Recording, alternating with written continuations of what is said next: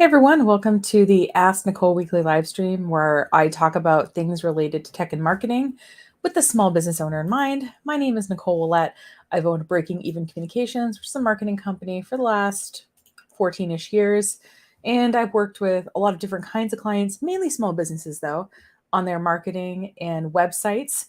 So if you kind of want to learn more or want to keep in touch, you can follow wherever you're watching this now, you can follow me there.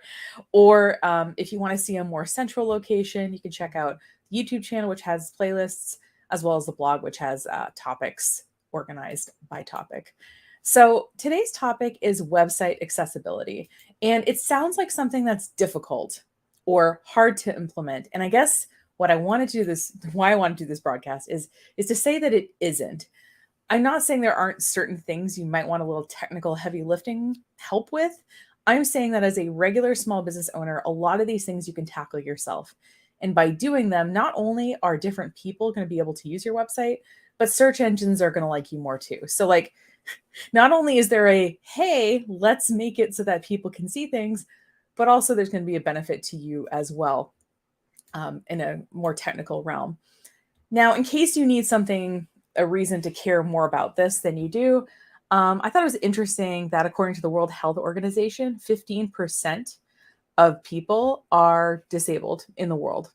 And if you're more concerned with for example, US customer base, there are literally millions of people in the United States, 56.7 million, according to the census, who have some kind of disability. This disability could be physical, it could be cognitive, it could be a lot of different things. And so by making your website easier for lots of different people to use, you're going to make it better for everybody to use. Now, it can feel intimidating to think about, maybe you have a website with hundreds of pages, for example, and you say, oh, I don't know how I'm going to do it. And so what I suggest you start with the tools I'm going to show you today is, if you don't know where to start, look at your most trafficked pages on your website. So you can go to Google Analytics. And so, for example, today I was pulling up our co-working space analytics, and I was having a colleague of mine help me rewrite some content. And I looked at the pages and I was like, okay, we're only going to go with pages that have had 100 hits in the last year. And there was only 15 of them. So you might be surprised that when you look at your site, that there are places that are logical to start. I'm not saying don't make your whole site accessible. I'm just saying if this idea overwhelms you, what I want you to do is use the tools I'm going to show you today and use it with the parts of your website that get the most traffic. For most people, it's their homepage and, it might be your shop page. For our co-working space, it's our, membership forms, our contact form, that kind of thing. So just start with those and give yourself an artificial cutoff, everything with over this amount of traffic is what we're going to start with. And then you can work toward doing everything. Obviously, that's the goal.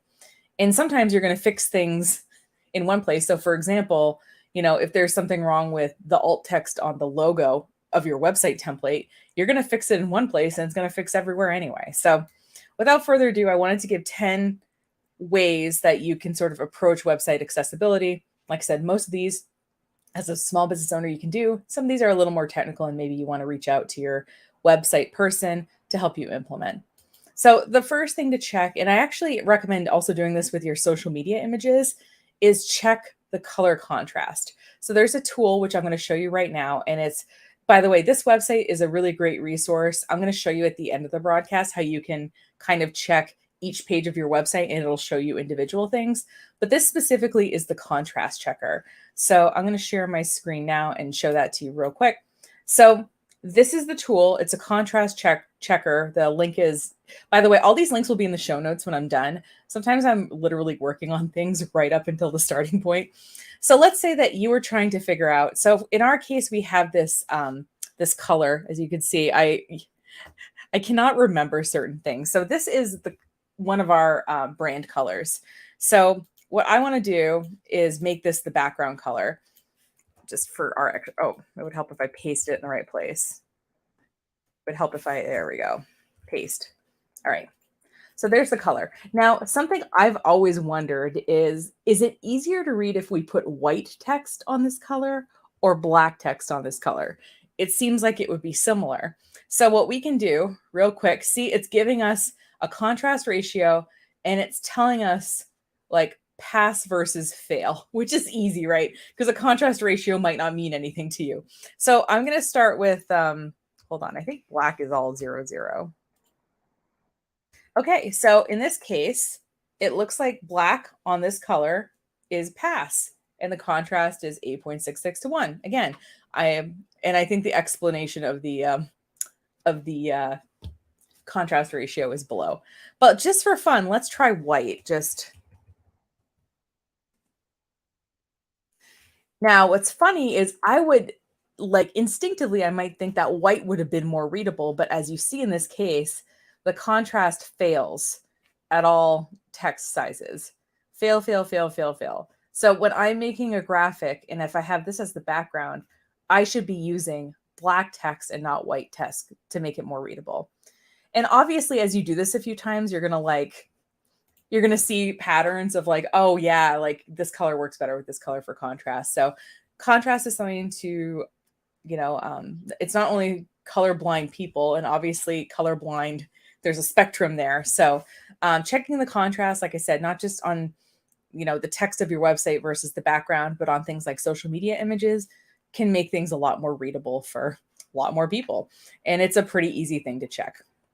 The second thing that you can do is you can write alt text for all of your images. So if someone's using a screen reader, how it reads what image it is it reads the alt text of the image. So unlike using a file, in a file name, you have to kind of put it all together with no spaces. You can write a full-on sentence as alt text. So feel free to describe, that photo or that sort of visual element so that way if someone's going behind a screen reader, they don't feel like there's this big blank area that they can't, figure out what's there. Like, oh, there's this big thing in the middle of the page, but I don't know what it is. So what you can do is you can just go on all, your most popular pages. If you're in WordPress, you're going to edit your page. You're going to click on the image. It'll take you back to the media folder. And when you're in the media folder, that's when you can change the file name. That's when you can add the alt text. So once you add it there, you're going to save, and then it's going to be changed. Obviously, if you're using a different website building software, just look up how to do it there. But most website builder softwares, I would say all of them, but I haven't checked all of them, so I can't actually say all of them. But I would say just about all website builders make this really easy because it is so important, and it's because it's relatively straightforward. So I have a great question from Shoshana. Do the disclaimers fine print and unsubscribe link with the failing contrast? That's a great idea. Yeah. So anything you don't want people to actually read, just make it if it doesn't show that contrast. Thanks for that comment. That was great. So yeah, so alt text for the images is pretty straightforward. And if you've ever wondered, people, we've talked about keyword research in the past. You can put your keywords in the alt text of the image. I don't know about you, but sometimes when I'm searching for something, I go right to Google Images to do the search because I'm looking for something visual. And so if it's in the alt text, it actually might come up. So that's a pretty straightforward thing to do. Now, something else to do is make sure that your content is keyboard friendly. So with the keyboards that a lot of people use, there isn't really a mouse component. And obviously a lot of, if you don't have a device to be able to check this, a really easy way for you to check this is to actually go to your website and see if you can navigate it without the mouse. And you may ask yourself, well, how am I supposed to do that? Basically tabs. So I just opened up my website to do it really quick to show you what I mean. So I have, all right, geez, I'm having a bad mouse click day. And so what I can do is I'm just going to hit tab, tab, tab, and you can't see, but the page. So if I hit enter, enter stops it from sharing. Got it. That means a different thing. And so if if I'm tabbing this, tab, tab, tab, tab. Oh, it doesn't work when I'm sharing the screen. Anyway, all right, should have tested that ahead of time. But point being is what you'll see as you're tabbing on the, how on the bottom of the screen, it tells you, when you hover over something, what the link is. You'll be able to see how it goes from basically your navigation. If your navigation's on the top of the page, and I know most people, have it on the top or on the left side. And then it's going to go through anything that's like a link or a button, right? So if you have, a button kind of in the hero image, like I do on my website, it'll go to that button. But what you can do is, like I said, open your website, pretend you don't have a mouse, and tab through and see if it's easy to get to parts of your page you want to be easy to get to. And if not, maybe there's certain elements in the way. Maybe the button needs to be named better, which we'll get to in a second. But yeah, I that was an interesting exercise for me this morning because I never really thought about it. And as I was pulling these together, I had more than 10. I was trying to like narrow down the 10 best ones, and I thought that one was really good because I personally hadn't done it in a really long time. The other thing that you need to do is use proper code for certain things. So there's something called an ARIA. Some people call it like a label or an attribute. It's basically a thing you put in code that helps label things. And I will say, remember I did that broadcast about WordPress plugins I would marry? Gravity Forms is super accessible, and they have a whole blog post about creating accessible forms. But essentially, you know how sometimes people try to be clever and they won't put the labels on top of the form fields? It'll just be like in really light letters, and it'll say first name like in a very light gray. I bet that wouldn't pass the contrast test. But it's important to have the labels because people like don't know what they're supposed to fill in. So having that in the code is important. And there is a label tag, but you can also the ARIA attributes. I'm going to share some guides at the end if you want to kind of learn a little bit more about that part. But you can also test your form and see the accessibility. Again, I'm going to share the resources, how to test your site later. But just know that like if you have a form you want someone to fill out, making that accessible is probably pretty important, especially if 15% of the world population has some kind of disability and might have trouble filling it out. The fifth thing that you can do is check the readability of your pages. So obviously, I was that kid in school that sometimes people would say, oh, wow, that was kind of a big word. And there's nothing wrong with using an occasional big word, but you want your text to be pretty readable, especially if you want people to, go further down the page to see something else that you're talking about. If they hit, if they can't read it, that's not going to happen. So there is a readability tool that, and I meant to, hold on, I'm pulling it up in the other screen. I meant to do that before. And what it'll do is it'll crawl your page and it'll tell you how readable it is. It'll give like a reading level of that page. I'm not sure why it's taking, there we go. Okay, there we go. It's like, I'm not sure why it's taking that long, but okay. So what you do, and again, every time you put something in, it's not testing your whole website. It's just testing that page. So this, for example, when I calculate readability, is just going to tell me the readability of my homepage. So that's why it's really important to not just test your homepage, but to test the other important pages as well. So there's my readability test. It would have passed the class, but it probably could be better. And it says that my page should be easily understood by 11 to 12-year-olds with an average, because it has an average reading ease of 74.8 out of 100. So I could make my homepage even a little bit more readable. And like I said, you can test your individual pages and kind of see what they're like and improve the readability. You can use a tool like Grammarly, which will suggest how to make something more readable in a lot of cases. Or obviously you can use a smart editor to help you with that too. So check the readability of your pages. And I thought it was just kind of fun that, I could see that and say, oh, my niece could visit my website and understand it. That's neat. The other thing that you can do is make sure that the font size can be adjusted on the web page, be made bigger without messing up your design. Now, obviously, as you can, if you're in a browser and you want to increase the font size, you can hit the control or the command and the plus sign, and it'll automatically make the text bigger, which is what people will do. But the problem is if your website is not built in a framework that'll do that, sometimes it will kind of break things. And so what you can do is like open up a page, and let me do that now. And I haven't actually tested this one before the broadcast. So if I wanted to make this bigger, hold on, let me see if it'll let me do this while streaming. Okay. So there's 150%, still pretty readable. It's not, careening off the page or anything. It's not cutting off anything important. So yeah, you can go to your individual pages and increase the font size. And by the way, it's only increased the font size in that particular tab. So yeah, but just make sure that there's things that aren't getting distorted. Especially check if you have an e-commerce site, like, so for example, like your products, can people still read the product names? Or can people still click on the add to cart button, that kind of thing? If you do stuff with video, this is tip number 7, is to use transcripts or captions on your video files.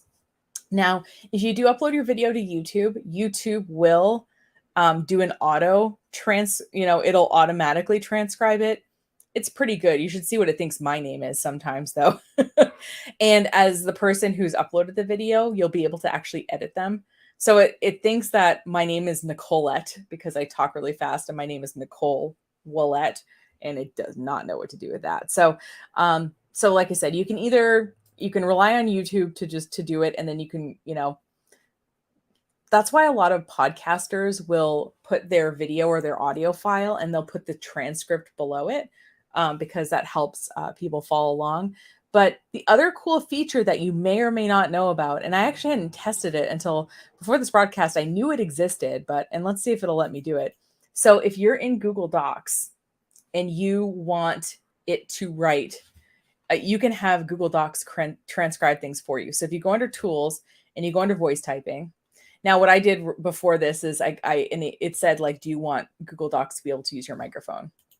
So what I could do is I can click here and it will automatically transcribe my whole video as I'm talking. Now, obviously you can also use this for, okay, we're going to stop that. For someone else, if you were like in a meeting or something and you wanted it to take notes, you could do it that way. But yeah, so having a transcription with your video is super great for accessibility. But the other fun thing, and I read this once, I'll have to find the stat for the show notes of where I got it, but I read somewhere that 80 to 90% of videos are watched without the sound on. And if you think about it, I catch myself doing this all the time. It's in the morning, I'm trying to be quiet, I'm having my coffee, and I'll be watching a video and I'll realize like 2 minutes in that I've been just reading the subtitles without the sound on.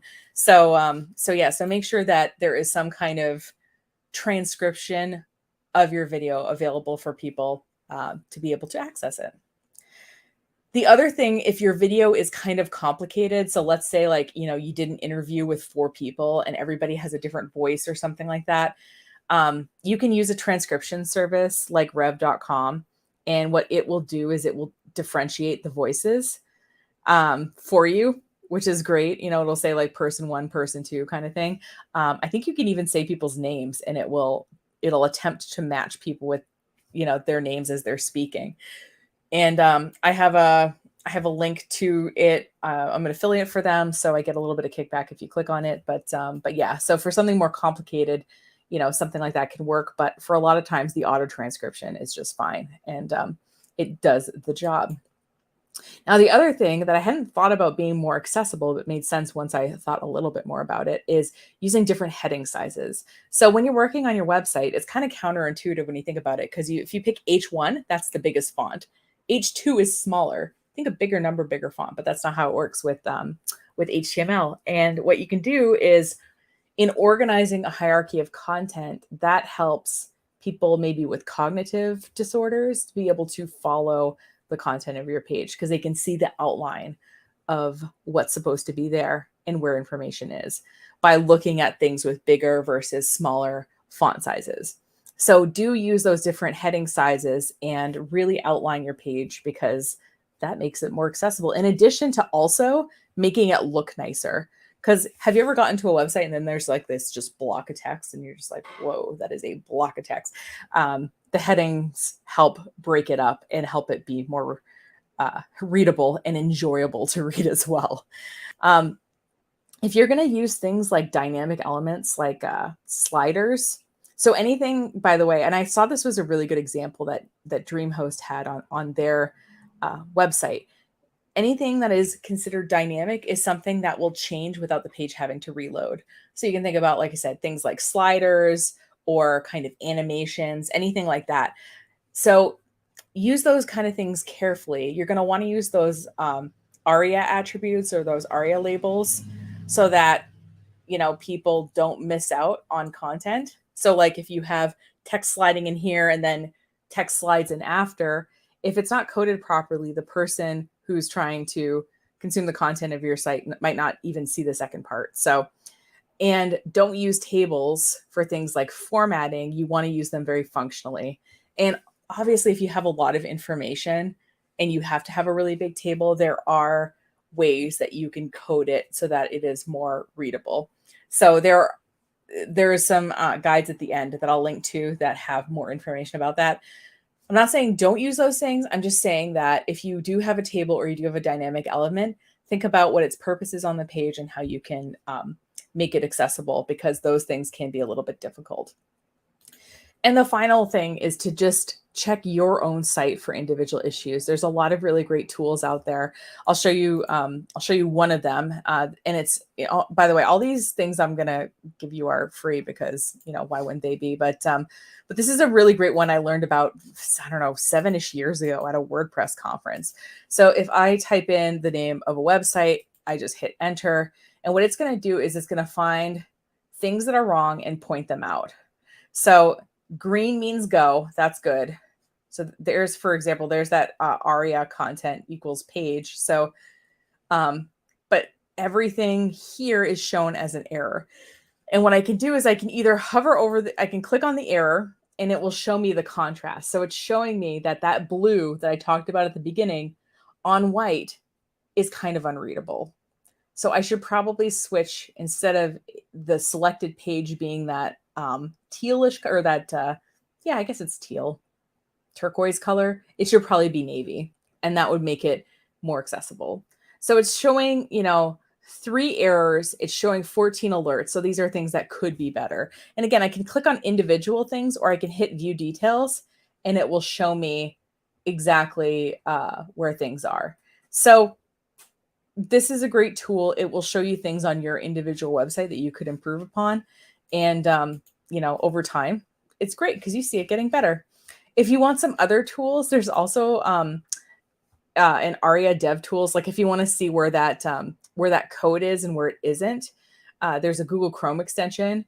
And I was kind of using it a little bit this morning, and it was pointing out some stuff I hadn't really noticed. So obviously it's free because it's a Google Chrome extension.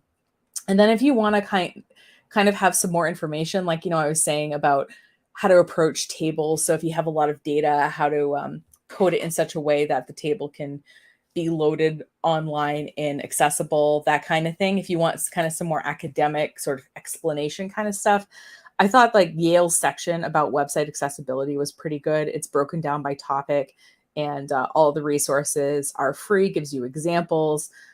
So I saw some really good stuff there. Again, all of these links will be in the show notes after we're done today, because like I said, sometimes I'm kind of planning things, and when I schedule the broadcast, it only gives me a certain amount of characters so I can talk about it. So I have to kind of go back and edit it after the fact. So yeah, so website accessibility, like I said, maybe at the beginning you were like, I don't know, but hopefully this is giving you some confidence that you can make your website accessible.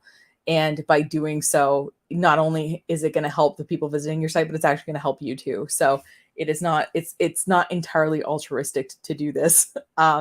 So please approach. And if you have any like questions or things that come up as you're working on this or want me to talk more about it, I'd love to hear it. Please leave a comment on this video.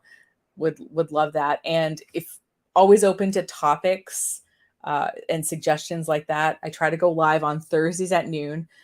This was originally a Tuesday morning broadcast, but I'm trying to do it more toward the middle of the day, so different kinds of people can see it. Like my West Coast friends are like, I like you, but I'm not getting up that early to see your stream at 9 a.m. on East Coast time. So we're putting it more in the middle of the day to kind of test that time slot. But if you have a topic you want to just get in touch with me about, generally, you can use the contact form on the website if you're a little more shy. And we can talk about it offline, or you can bring it up and I can talk about it here. So thanks so much for watching. If you like it, I do hope you'll consider following me or connecting with me wherever you're seeing this, or subscribing to the YouTube channel in particular, trying to get to that monetization level. And we'll see you next week with another tech or marketing topic as it relates to small business. Thanks for watching. Have a great day, and hope to see you